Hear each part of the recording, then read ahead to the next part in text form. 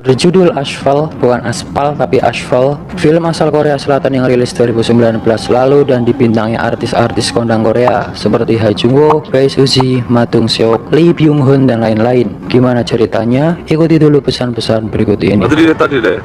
실례지만 누구시죠? Di awal ada Cho In Chang, seorang anggota tim pasukan khusus. Dia punya istri yang sedang hamil bernama Ji Young. Ini yang main di drama Vagabond ya, Mbak Suzy. Saat di mobil sambil menelepon istrinya yang sedang ronsen kandungan, tiba-tiba ada gempa bumi hebat melanda Korea Utara. Selang beberapa saat kemudian melanda Korea Selatan. Bangunan roboh, Cho di dalam mobil pun berusaha menghindar dari bencana itu. Semua tempat hancur, jalanan menjadi berlubang besar, semua rusak. Cho terus berusaha menghindari dan pada akhirnya mobilnya kejebak. Dia melihat semua sudah porak-poranda sampai ada gedung tinggi yang roboh. Korea pun menjadi kacau balau guys. Di lain tempat ada Profesor Kang Bong Rai, seorang ahli vulkanologi yang sudah lama meneliti gunung berapi. Dia dimintai tolong mencari jalan keluar untuk mengatasi bencana ini. Dalam rapat presiden dijelaskan, gempa disebabkan karena erupsi gunung Baekdu yang dampaknya ke Korea Utara dan Korea Selatan. Bong Rai disuruh menjelaskan solusi untuk menghentikan letusan gunung itu. Dia mengambil minuman dan menusuk gelas sampai air tumpah. Itu penggambaran guys. Jadi jika gunung diledakkan pada tempat yang tepat hingga tanah di sekitar hancur, bisa mengurangi tekanan magma, sehingga magma di dalam gunung akan meluber keluar sebelum terjadinya letusan. Namun itu hanya sebatas teori karena nggak mungkin menggali lubang yang dalam dengan waktu yang cepat di sekitar gunung untuk dimasukkan peledak. Lalu Menteri Agraria menjelaskan, di sekitar gunung Baekdu letaknya itu di Korea Utara, ada tambang yang posisinya pas untuk dimasukkan peledak. Bong Rai pun menyampaikan untuk bisa menjinakkan gunung itu dibutuhkan peledak dengan kekuatan 600.000 ton TNT, dan itu membutuhkan uranium nuklir. Mendengar itu semua anggota dewan pun debat karena Korea Selatan gak punya peledak sebesar itu dan yang punya nuklir adalah Korea Utara. Sedangkan hubungan Korea Selatan dan Korea Utara sudah lama terputus guys. Presiden pun memanggil Bong Rai meminta untuk merencanakan semuanya. Awalnya Bong Rai ragu, tapi Presiden sangat minta tolong karena ini demi keselamatan banyak orang. Dengan terpaksa Bong Rai pun mau. Kapten Cho diminta komandan untuk ikut dalam misi mengambil nuklir Korea Utara. Dia seperti terpaksa karena ini bukan misi sembarangan dan bahaya. Kapten Cho lalu diberikan surat untuk evakuasi si istri. Malam harinya Cho berpamitan ke istrinya untuk menjalankan misi besok. Ji Young diminta datang ke pelabuhan hari Kamis pukul 3. Setelah misinya berhasil, Cho akan datang menyusul. Besoknya para pasukan sedang di briefing karena ini darurat dan demi keselamatan dua negara. Mereka disuruh mencuri nuklirnya Korea Utara karena nggak tahu posisi tepatnya di mana. Mereka disuruh mendatangi Lee Jun Pyong, seorang warga Korea Selatan yang dibuang ke Korea Utara karena banyak masalah. Di Korea Utara dia menjadi agen khusus sehingga tahu di mana nuklir disimpan. Tapi sekarang sedang dipenjara karena menjadi mata-mata Cina dan dia dipasangi GPS guys. Pasukan dikasih timer, itu waktu hingga letusan terakhir, harus berhasil menjalankan misi sebelum waktu itu berakhir. Mereka lalu diberikan pelatihan untuk mengambil nuklir. Malam harinya pasukan bergegas pergi, tim dibagi menjadi dua, tim Alpha dan Beta. Tim Alpha bertugas menjalankan misi, sedangkan tim Beta sebagai cadangan, yang dipimpin Kapten Cho. Saat terbang, pesawat tim Alpha ternyata mengalami gangguan sehingga meledak, duar gitu ya. Tim Beta yang melihat itu pun panik dan dari markas menyuruh tim Beta terjun. Semua terjun termasuk alat bahkan mobil. Sampai di bawah, markas menghubungi dan Kapten Cho melaporkan tim Alpha nggak ada yang selamat. Komandan pun meminta tim Beta mengambil alih misi. Singkatnya, siang hari mereka sudah berada di kawasan Korut dan sampai di penjaranya Lee Jun Pyong. Dia nampak gondrong gak terawat. Pintu sel diledakkan, dia keluar dan diminta menunjukkan di mana letak nuklir Korea Utara disimpan. Nanti akan dijanjikan menjadi warga Korea Selatan seperti sedia kala. Tapi Jun Pyong mau mandi dulu. Saat mandi dia mengambil chip GPS yang ada di kepalanya dan ternyata diam-diam mengambil dompetnya Kapten Cho yang isinya foto ronsen dan peta ke tambang. Peta itu dihafalkan, disobek dan dimakan. Tujuannya agar dia nggak dibohongi nanti guys. Mereka naik mobil menuju lokasi. Di dalam Jun Pyong diberikan permen dan dia mengembalikan dompetnya Kapten Cho. Mereka berhenti sejenak. Jun Pyong minta mau BAB. Dia pun diantar ke semak-semak dengan tangan terborgol. Tapi saat penjaga lengah, dia sudah melepaskan borgol. Maklumlah ya, agen khusus, jadi jago meloloskan diri. Penjaga dipukuli dan pergi. Kapten Cho panik berusaha mencari dan melacak GPS, tapi sudah nggak bisa guys. Kapten Jo pun berinisiatif mencari ke Ham Hung, kampungnya Chun Pyong. Dan benar saja, Chun Pyong sedang di rumahnya. Dia mengambil selongsong gak tahu itu apa, pistol, HP, dan lain-lain. Dia juga menghubungi bosnya orang Cina. Di dalam, Chun Pyong menginterogasi istrinya, menanyakan anaknya di mana. Walaupun dia ini penjahat, tapi tetap ingat anaknya guys. Ternyata anaknya berada di kaki gunung baik tuh. Dia marah ke istrinya karena dulu dia dijebak sehingga masuk penjara. Istrinya pun didor. Di luar, pasukan mendengar suara tembakan langsung bergegas masuk. Ternyata tadi nggak ditembak, tembakannya nyamping. Dia pun menanyakan kenapa dulu dijebak. Istrinya mengatakan dulu Chun Pyong menelantarkan keluarga. Saat itu juga pasukan datang menyuruh menjatuhkan pistol. Pistol dijatuhkan dan dia menyerahkan diri. Mereka pun pergi.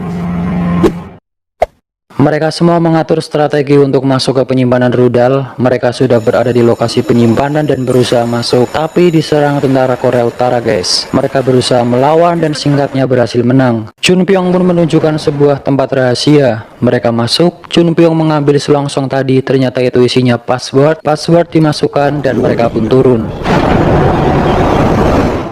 Sampailah di tempat penyimpanan senjata Korea Utara, rudal balistik yang sangat besar. Mereka pakai pakaian anti nuklir dan Chun Pyong diborgol ke tiang guys. Mereka membuka rudal, mengambil nuklirnya, memasukkan ke detonator dan lain-lain. Singkatnya mereka hampir selesai mendapatkan semuanya, tapi ada letusan kedua. Di Korea Selatan juga terjadi gempa besar. Istri Kapten Jo akan pergi ke tempat evakuasi tapi terjebak di jembatan. Lalu ada tsunami datang menghantam semuanya, dia pun tenggelam. Chun Pyong teriak untuk segera naik bahaya, tapi mereka nggak menggubris. Tinggal satu lagi harus didapatkan tapi susah dibuka, sedangkan pintu mulai nutup guys. Chun Pyong menarik tiang sampai lepas. Dia melihat tong gelinding langsung mengganjal pintu dan keluar. Dia sudah keluar dan ditelepon bos Cina mengatakan uang sudah turun dan diperintah ngambil nuklir untuk dibawa ke bosnya.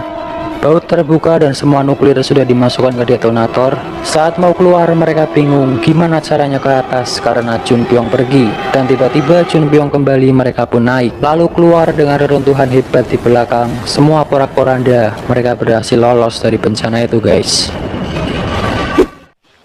Kapten Jo meminta Chun Pyong mengembalikan peta tambang, kalau enggak dia akan ditembak. Tapi tiba-tiba mereka diserang, yang nyerang tentara Amerika. Mereka panik berusaha berlindung, tim beta pada ketembak. Karena tembakannya begitu jitu, Chun Pyong bilang mereka menggunakan sensor thermal. Kapten Jo langsung pergi ke truk, dia membocorkan tangki, menaikinya, jalan mengelilingi sekitar, lalu meminta sniper menembak tangki. Dia melompat, truk pun meledak, duar, semua terbakar sehingga mengaburkan pandangan tentara Amerika. Kapten Jo dan Chun Pyong pun langsung naik mobil membawa peledaknya dan pergi. Tapi saat jalan di dalam, Kapten Jo disetrum sampai pingsan guys. Markas Korea didatangi tentara Amerika. Mereka datang untuk mengambil alih markas karena Korea Selatan melakukan tindakan ilegal mengambil nuklir dan meledakkannya di perbatasan Cina. Itu merupakan tindakan yang bahaya. Amerika tahu itu dan mengecamnya. Semua kendali pun diambil alih tentara Amerika. Profesor Bung Rai nggak mau lanjut lagi. Dia milih pergi ikut evakuasi warga Amerika karena dia punya dua kewarganegaraan guys, Amerika dan Korea.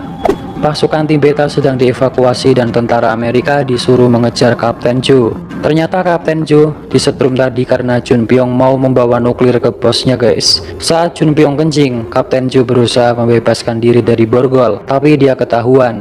Lalu Kapten Jo menelan chip GPS, ditelan tujuannya agar dia selalu terlacak anggota sehingga Chun Pyong nggak bisa memberikan nuklir ke bosnya. Kapten Jo langsung mengambil alih mobil. Chun Pyong berusaha masuk dan menangkap. Mereka berantem di dalam dan membuat mobil hilang kendali sehingga masuk jurang sampai akhirnya menabrak kayu.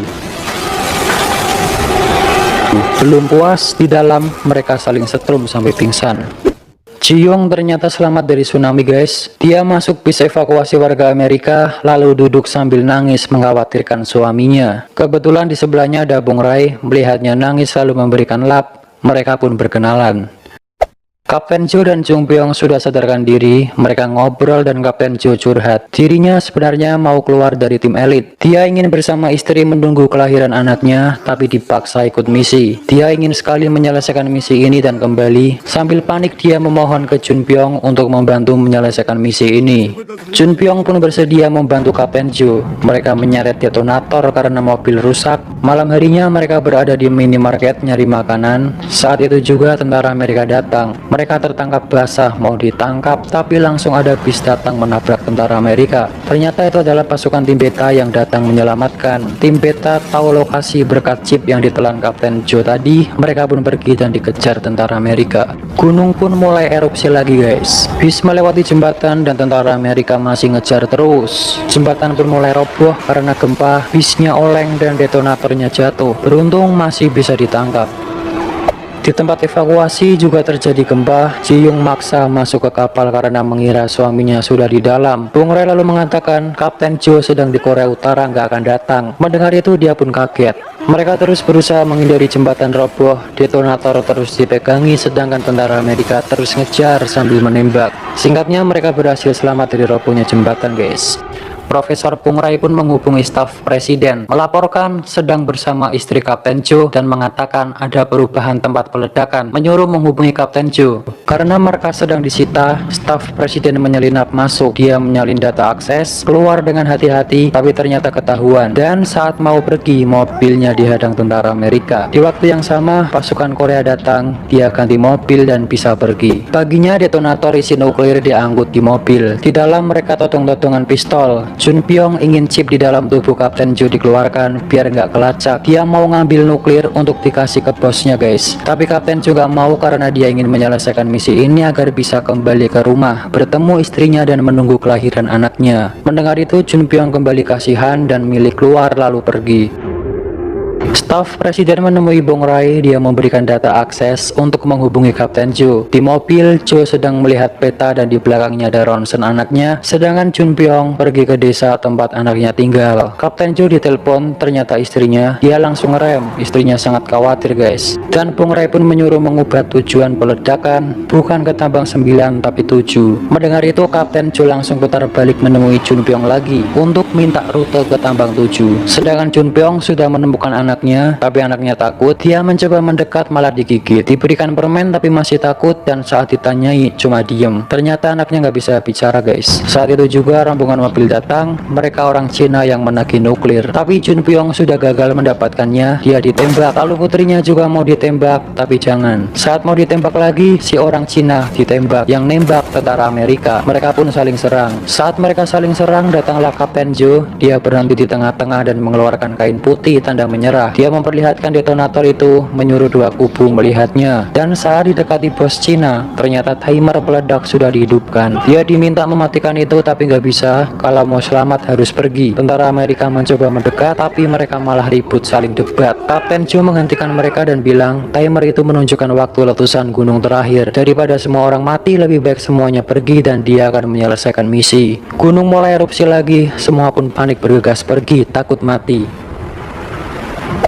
Kapten Joe menyuruh anak buahnya pergi ke rumah sakit menyelamatkan diri. Dia akan ke tambang sendirian. Dan Jun Pyong diminta membuatkan rute ke tambang 7, tapi dia menolaknya dan memilih ikut bersama. Jun Pyong mendekati anaknya lalu diberi kenang-kenangan capit rambut dan bilang, "Ayah, melihatmu saja sudah cukup." Sambil dielus-elus, dia sedih lalu pergi dan anaknya nangis guys. Mereka berdua bergegas menuju tambang dan si anak nangis terseduh-seduh. Di perjalanan Kapten Joe menghubungi istrinya. Intinya dia berjanji segera menyelesaikan misi dan kembali ke rumah dengan selamat menanti buah hatinya lahir. Saat menuju lokasi harus melewati banyaknya reruntuhan batu. Gunung pun merah merona siap menyemburkan lava pijarnya. Tiba-tiba juga letusan gunung menerjang mobil tapi beruntung berhasil dilewati hingga sampailah di tambang 7. Dengan susah payah mereka berusaha membawa ke lubang. Sedangkan istri Kapten Joe dibawa ke rumah sakit mau lahiran guys. Tapi rumah sakitnya mau roboh. Semua pun panik. Sampailah mereka di pintu masuk lubang tambang. Tapi listriknya mati jadi liftnya nggak bisa turun. Kapten Joe mencari cara dan menemukan peledak ringan. Detonator dimasukkan ke lift dan tali lift dipasangi peledak biar putus. Tapi anehnya Jun Pyong malah mengunci dirinya di dalam lift. Jun Pyong bilang dia nggak punya tempat untuk pergi dan menyuruh Kapten Joe menjaga anaknya karena satu-satunya yang dia miliki. Jun Pyong juga menganggap dirinya tak pernah menjadi ayah yang baik dan berpesan ke Kapten Joe, jadilah ayah yang baik. Kapten Joe meminta jangan melakukan itu, mencoba membuka pintu tapi nggak bisa. Jun Pyong menyalakan sumbu peledak sambil senyum. Lift pun terjun ke bawah.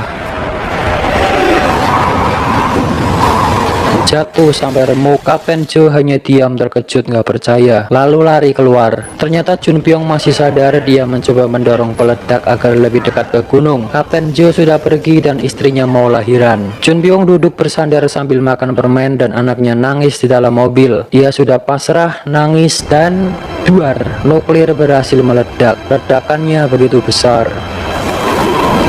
Di mobil Kapten Joe nangis terharu, sedangkan istrinya berhasil lahiran. Gempa pun mulai reda. Semua orang yang tadinya ketakutan sekarang pun senang. Gunung berhasil dijinakan, misi sukses, dan jutaan nyawa pun berhasil diselamatkan.